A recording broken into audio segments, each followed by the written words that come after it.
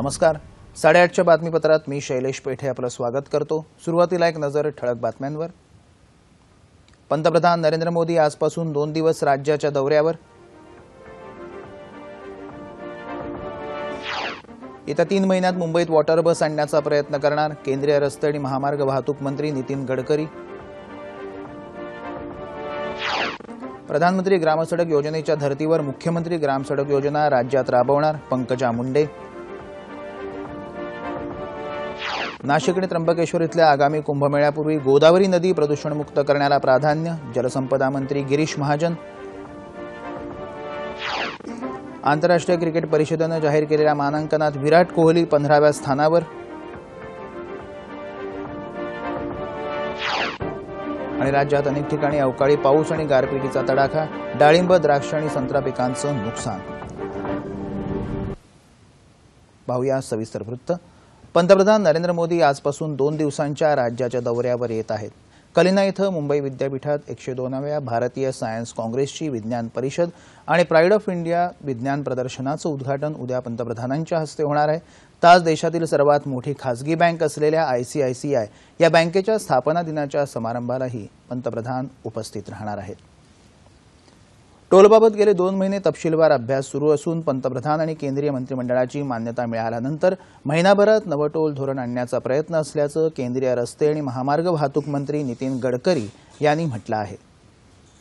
ते काल मुंबईत पत्रकारांशी बोलत होते. देशात सुरू करण्यात आलेल्या इलेक्ट्रॉनिक टोल वसुली यंत्रणेमध्ये 88,000 कोटी रुपये वाचणार असून टोल नाक्यावर वाहनांना जास्त काळ ताटकळावं लागणार नाही अशी माहितीही त्यांनी दिली.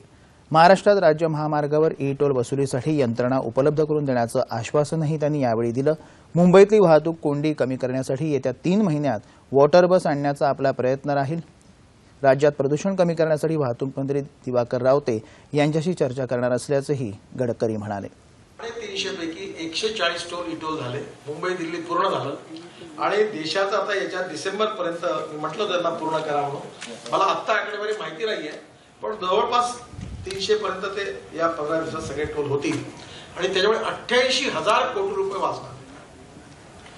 आणि या तुमच्या बँकेचं मोबाईलवर येतं ना तुमचे एवढे पॉइंट्स आहेत तसा तर तुम्हाला कळेल की तुम्ही ते समोर एक तुम्हाला स्टिकर लावलेला आहे तो कॅमेरा की बस तुम्ही थांबायचं नाही आणि तुम्हाला बँक कळवेल की तुमचे एवढे पैसे तुमच्याकडे आता जमा.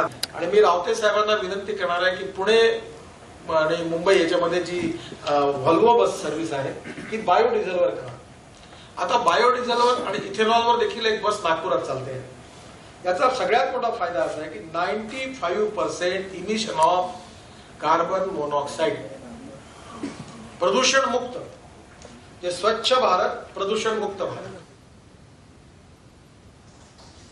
आंतरराष्ट्रीय बाजारात कच्च्या तेलाच्या किमतीत घसरण झाल्यानं विनाअनुदानित गॅस सिलेंडर आणि विमानासाठीच्या इंधन दरात कपात करण्यात आली आहे. स्वयंपाकाच्या विनाअनुदानित गॅस सिलेंडरच्या दरात 43.5 रुपयांनी कपात करण्यात आली आहे. तेल कंपन्यांनी ही दर कपात काल जाहीर केली. ऑगस्टपासून विनाअनुदानित गॅस सिलेंडरच्या दरातील ही 5वी कपात आहे. विमानासाठीच्या इंधन दरातही 12.5% कपात करण्यात आली आहे. केंद्र सरकारनं काल पेट्रोल आणि डिझेलवरील उत्पादन शुल्कात प्रति लिटर 2 रुपये वाढ करण्याची घोषणा केली असली तरी सर्वसामान्य ग्राहकांवर या दरवाढीचा बोजा पडणार नाही. किरकोळ पेट्रोल पंपावरील डिझेल आणि पेट्रोलच्या दरात वाढ होणार नसल्यानं सर्वसामान्य ग्राहकाला काहीसा दिलासा आहे. बँकिंग क्षेत्रातली मरगळ दूर करून चैतन्य निर्माण करण्यासाठी तसंच सरकारी क्षेत्रातल्या बँकांच्या विलिनीकरणासह इतर मुद्द्यांवर विचारविनिमय करण्यासाठी आजपासून पुण्यात एक महत्त्वपूर्ण बैठक होत आहे. पंतप्रधान नरेंद्र मोदी यांच्या उपस्थितीत या बैठकीचा समारोप होणार आहे.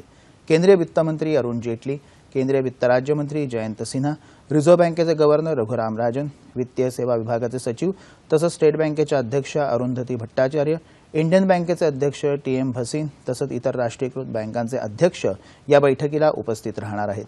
बँकिंग, विमा क्षेत्र, आर्थिक क्षेत्र नियामन तसंच वित्त मंत्रालयातील वरिष्ठ अधिकारीही या बैठकीत सहभागी होत आहेत. काश्मीर खोऱ्यात अजूनही 170 दहशतवादी सक्रिय असल्यामुळे आगामी काळात आणखी दहशतवादी हल्ले होण्याच्या सावधगिरीचा इशारा लष्कराने दिला आहे. मात्र अशा कोणत्याही परिस्थितीला हाताळण्यासाठी लष्कर सज्ज असून शांतता भंग करण्याचे सर्व प्रयत्न हाणून पाडू असा विश्वास लष्कराचे general commanding officer lieutenant general Subrata सहा यांनी काल व्यक्त केला. सध्या काही दहशतवादी घुसखोरीच्या तयारीत आहेत. तसंच गेल्या महिन्यात झालेल्या दहशतवादी हल्ल्यांची पुनरावृत्ती होण्याची शक्यताही शहा यांनी यावेळी व्यक्त केली.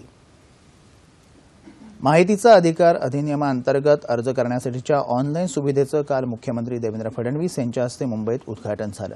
www.rtionline.maharashtra.gov.in या संकेतस्थळावर ही सुविधा उपलब्ध झाली असून पहिल्याच दिवशी 40 अर्ज या संकेतस्थळावर प्राप्त झाले. इंग्रजी आणि मराठीत असलेल्या या ऑनलाईन सुविधेवर माहिती नाकारल्यास प्रथम अपील करण्याची ही सुविधा उपलब्ध आहे. याशिवाय अर्जाची सद्यस्थिती, त्यामुळे अर्जदारास माहिती होणार आहे. अर्जासाठीचं शुल्क इंटरनेट बँकिंग किंवा डेबिट किंवा क्रेडिट कार्डद्वारे करता येणार आहे. अर्ज दाखल झाल्यानंतर अर्जदाराला SMS आणि ईमेलद्वारे आपला नोंदणी क्रमांक कळवला जाईल. राज्यातील छोट्यातली छोटी गावं बारमाही रस्त्यानं जोडण्यासाठी राज्य शासन मुख्यमंत्री ग्रामसडक योजना हाती घेणार असल्याचं ग्रामीण विकास मंत्री पंकजा मुंडे यांनी काल सांगितलं. प्रधानमंत्री ग्रामसडक योजनेच्या धर्तीवर राज्यातली ही योजना असेल, असं मुंडे यांनी PTIशी बोलताना स्पष्ट केलं. या संदर्भात मुख्यमंत्री देवेंद्र फडणवीस यांच्यासमोर सादरीकरण करण्यात आलं असून लवकरच या संदर्भातला प्रस्ताव मान्यतेसाठी राज्य मंत्रिमंडळासमोर ठेवण्यात येईल, असंही त्या म्हणाल्या. ही योजना 3 टप्प्यात राबवण्याचा प्रस्ताव असून आतापर्यंत कुठल्याही योजनेत अंतर्भाव न झालेली 250 लोकवस्ती असलेली गावंही रस्त्यानं जोडली जातील, असंही मुंडे यावेळी म्हणाल्या. नाशिक आणि त्र्यंबकेश्वर इथल्या आगामी कुंभमेळ्यापूर्वी गोदावरी नदी प्रदूषणमुक्त करण्याला राज्य सरकारचं प्राधान्य राहील, असं जलसंपदा मंत्री गिरीश महाजन यांनी सांगितलं. कुंभमेळ्यासाठी पुरेसा निधी उपलब्ध करून दिला जाईल, असंही महाजन यांनी नाशिक इथं काल पत्रकारांशी बोलताना सांगितलं. कुंभमेळ्यासाठी होणारी गर्दी लक्षात घेऊन गर्दीचं प्रभावी व्यवस्थापन करण्यासंदर्भात राज्य सरकारनं एक अभ्यास हाती घेतला आहे, असंही महाजन यावेळी म्हणाले. वाहतुकीचे नियम आणि शिस्त पाळणं ही जीवन पद्धती झाली पाहिजे. तिचा अवलंब केल्यास रस्ता अपघातांसोबत जखमी आणि मृत्यू पावणाऱ्या लोकांचं प्रमाण निश्चितच कमी करता येईल, असा आशावाद परिवहन मंत्री दिवाकर रावते यांनी व्यक्त केला.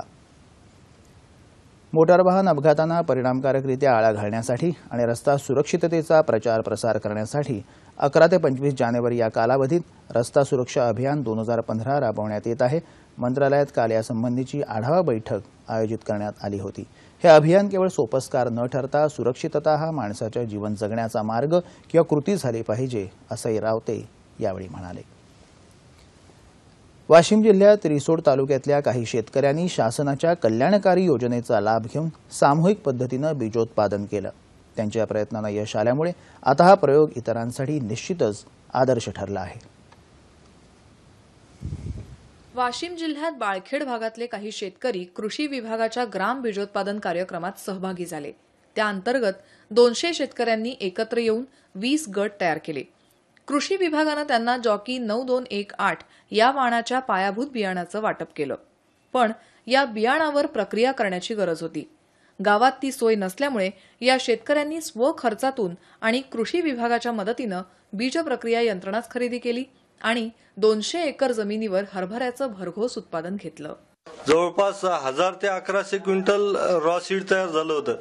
त्याच्यावर जो खर्च येणार होता, हमाली, भाडं आणि प्रोसेसिंगचा चार्ज, तर तो मिळून असे 4.5 लाख रुपये आमचे बाहेर जाणार होते. तर गावात प्रकल्प उभा केल्यामुळे ते बाहेर जाणारे पैसे वाचले. गावात प्रकल्प उभारा आल्यामुळे शेतकऱ्यांना फार मोठ्या प्रमाणात त्याचा फायदा झाला. परिस्थितीला शरण जाण्यापेक्षा त्यातून मार्ग काढणाऱ्या या शेतकऱ्यांनी हा उपक्रम राबवून आपली आर्थिक घडी चांगल्या प्रकारे बसवली आणि इतरांनाही दिशा देण्याचं काम केलं. आमच्या गावामध्ये बालनाथ कृषी प्लॅन तयार झाल्यापासून शेतकऱ्याला टप्प्याटप्प्यानं पैसे मिळाल्यामुळं ज्यावेळेस गरज पडली त्यावेळेस थोडे पैसे, नंतर पैसे, याच्यामुळे बरीच समृद्धी आली. कोणी आत्महत्या केल्या नाहीत आणि बराचसा पैसा मिळाल्यामुळं सगळ्या जीवन समृद्ध झालं. त्याच्यामुळं बराचसा मुलं बाहेरच्या गावात शिकायला टाकले, त्याच्या बऱ्याच घरं बांधले. राष्ट्रीय अन्न सुरक्षा अभियानाअंतर्गत प्रमाणित बियाणे वाटप आणि ग्राम बीजोत्पादन या कार्यक्रमाअंतर्गत रिसोड तालुक्यामधील बाळखेड हे गाव सध्या स्वयंपूर्ण झालेले आहे. इतर शेतकऱ्यांनी सुद्धा सदर गावचा आदर्श घेऊन कृषी विभागाच्या योजनांचा जास्तीत जास्त लाभ घ्यावा. बाळनाथ कृषी विज्ञान मंडळाच्या माध्यमातून या शेतकऱ्यांनी स्वतःच्या प्रगतीसाठी वेगळं पाऊल उचललं आणि तोट्यात जाणाऱ्या शेतीला भरभराटीचे दिवस आणून दाखवले. या उत्पादनाला बाजारभावापेक्षा दुप्पट किंमत मिळत असल्यानं शेतकऱ्यांचं आर्थिक गणित सुधारलं आहे. दुष्काळावर चिरंतन उपायासाठी आणि शेतकरी संपन्न होण्यासाठी शासनातर्फे जलयुक्त शिवार योजना राबवण्यात येत आहे. शेतकरी आणि गावकऱ्यांनी या योजनेत सक्रिय सहभाग घेऊन आपला विकास करावा असं आवाहन आमदार डॉक्टर अनिल बोंडे यांनी केलं. सर्वांसाठी पाणी टंचाईमुक्त महाराष्ट्र 2019 जलयुक्त शिवार अभियानांतर्गत काल खानापूर मोर्शी इथं सिमेंट बांध बांधण्याच्या कार्यक्रमाचा शुभारंभ सोहळ्याप्रसंगी ते बोलत होते. सर्वांसाठी पाणी टंचाईमुक्त महाराष्ट्र 2019 जलयुक्त शिवार अभियान प्रत्येक तालुक्यातील 25 गावात राबवायचं असून जिल्हा टंचाईमुक्त करण्याचं आव्हान आपल्यासमोर असल्याचं यावेळी जिल्हाधिकाऱ्यांनी सांगितलं. एका वर्षात 25 गावं जलयुक्त करताना दरवर्षी यंदाच्या जानेवारीपासून ते पुढील जानेवारीपर्यंत असा कालबद्ध कार्यक्रम 5 वर्ष राबवणार असल्याचंही ते यावेळी म्हणाले. समाजशास्त्र अभ्यासणारे पहिले क्रियाशील अभ्यासक अशी ओळख असलेल्या महर्षी विठ्ठलरामजी शिंदे यांची आज पुण्यतिथी. विठ्ठलरामजी शिंदे यांचा जन्म कर्नाटकातल्या जमखंडी या गावी झाला. संस्कृत, पाली, इंग्रजी आणि प्राकृत भाषांवर प्रभुत्व असलेल्या विठ्ठलरामजी शिंदे यांनी 1901 साली मँचेस्टर महाविद्यालयात प्रवेश घेतला आणि तिथं पुढे 2 वर्ष तौलनिक धर्म, पाली भाषा, बौद्ध धर्म या विषयांचा अभ्यास केला. समाजाचा, समाजशास्त्राचा तसंच अस्पृश्यतेसह अनेक सामाजिक समस्यांचा त्यांनी शास्त्रशुद्ध रीतीनं अभ्यास केला. असा अभ्यास करणारे ते भारतातले पहिले समाजशास्त्रज्ञ आणि अभ्यासक मानले जातात. विविध ठिकाणी अस्पृश्यता विरोध परिषदा आयोजित करून त्यांनी समाज सुधारणेचेही प्रयत्न केले. बहिष्कृत भारत या संशोधनात्मक प्रबंधातून, उपासना या मासिकातून आणि सुबोध चंद्रिका या साप्ताहिकातून त्यांनी भारतातील अस्पृश्यतेचा प्रश्न समाजासमोर मांडला. आज काळ पुढे गेला असला अजूनही काही ठिकाणी अस्पृश्यतेच्या प्रश्नांचं समूळ उच्चाटन झालेलं नाही. अशा परिस्थितीत विठ्ठलरामजी शिंदे यांचं अस्पृश्यतेच्या विरोधात केलेलं मोलाचं मार्गदर्शन समाजाला आजही उपयुक्त असल्याचं आपल्याला दिसतं. आंतरराष्ट्रीय क्रिकेट परिषदेनं नुकत्याच जाहीर केलेल्या मानांकनात विराट कोहलीनं 15वं, चेतेश्वर पुजारानं 19वं तर मुरली विजयनं 20वं स्थान प्राप्त केलं आहे. दक्षिण आफ्रिकेचा AB डिव्हिलियर्स सर्वोत्तम फलंदाज ठरला असून दुसऱ्या क्रमांकावर श्रीलंकेचा कुमार संगकारा आहे. गोलंदाजीत प्रज्ञाद ओझा 14व्या तर अश्विन 15व्या क्रमांकावर आहे. राज्यात मराठवाडा, विदर्भ तसंच नाशिक जिल्ह्यात अनेक ठिकाणी अवकाळी पाऊस आणि गारपिटीचा तडाखा बसल्याचं वृत्त आहे. औरंगाबाद शहर आणि परिसर तसंच सांगली जिल्ह्यातही काल दुपारी अवकाळी पाऊस झाल्यानं द्राक्ष, डाळिंब पिकाचं मात्र नुकसान झालं. नाशिक जिल्ह्यात काल सकाळी अनेक ठिकाणी तुरळक ते जोरदार पाऊस झाला. त्यामुळे परिसरातल्या डाळिंब आणि द्राक्ष या पिकांना फटका बसला. उस्मानाबाद जिल्ह्यातही अनेक ठिकाणी अवकाळी पाऊस झाला. या अवकाळी पावसामुळे हातातोंडाशी आलेलं ज्वारी, हरभऱ्याचं पीक मातीमोल झालं आहे. अकोला जिल्ह्यातही बहुतांश ठिकाणी अवकाळी पाऊस आणि गारपीट झाली. यामुळे जिल्ह्यातल्या हरभरा आणि कापूस पिकांचं तसंच फळबागांचंही नुकसान झालं. नागपुरातही अवकाळी पाऊस काल झाला. या पावसानं तापमानात घट झाली, मात्र त्यामुळे संत्रा पिकाचं नुकसान झालं आहे.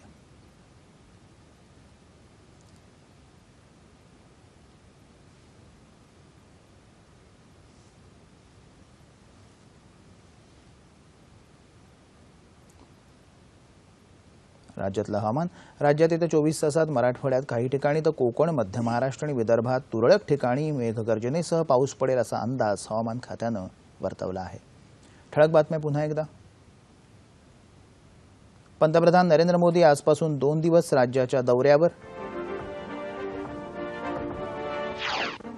येत्या 3 महिन्यात मुंबईत वॉटर बस आणण्याचा प्रयत्न करणार केंद्रीय रस्ते आणि महामार्ग वाहतूक मंत्री नितीन गडकरी.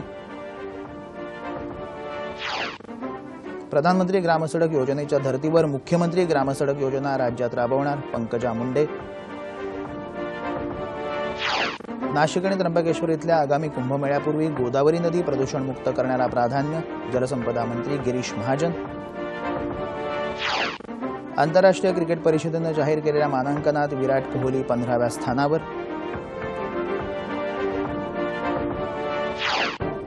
आणि राज्यात अनेक ठिकाणी अवकाळी पाऊस आणि गारपिटीचा तडाखा, डाळिंब, द्राक्ष आणि संत्रा पिकांचं नुकसान. याबरोबरच हे बातमीपत्र संपलं. पुन्हा भेटूया दुपारी 2:30 वाजता सह्याद्री वाहिनीवर. नमस्कार.